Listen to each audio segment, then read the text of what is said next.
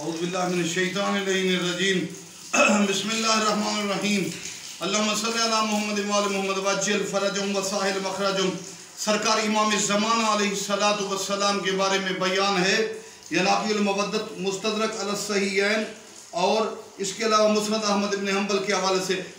پاک be be ام سلمہ روایت کرتی ہے، نبی پاک نے فرمایا صلی اللہ علیہ وآلہ وسلم نے کہ مہدی کو یاد کرو، فرماتے تھے وہ حق ہے اور اولاد فاطمہ تھے نبی پاک۔ اور انہی کتب کے حوالے سے جناب سلمان فارسی کا بیان ہے، نبی پاک نے اپنے زانو پر امام حسین علیہ السلام کو بٹھایا اور فرمایا،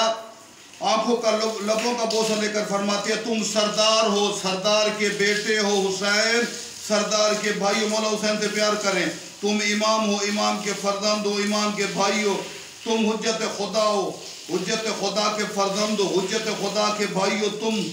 تم کو حجت خدا کے پدر ہو، جن میں سے نامہ ان کا قائم ہے۔ حسن بن علی عسکری کا فرزند خلف صالح اور صاحب الزم امام رضا علیہ السلام نے فرمایا، عسکری علیہ السلام کے بیٹے جو خلف صالح بھی ہیں، صاحب الزمان بھی ہیں، مہدی بھی وہ ہے، جس کو مہدی اور صاحب الزمان رضا جیسا دادا کہے وہ میرا مولا رضا ہے۔ رسول اللہ صلی اللہ علیہ وآلہ وسلم نے فرمایا، میں تمہیں مہدی کی بشارت دیتا ہوں، میری امت میں اس وقت مبعوث ہوگا جب امت اختلاف لغزشوں کا شکار ہوگی، پس وہ زمین کو عدل و انصاف سے بھر دے گا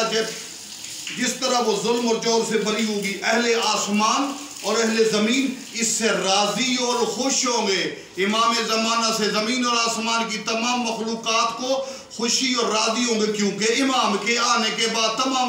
مخلوقات کو سکون، خوشی، امن اور ہر قسم کی نعمت میسر ہوگی،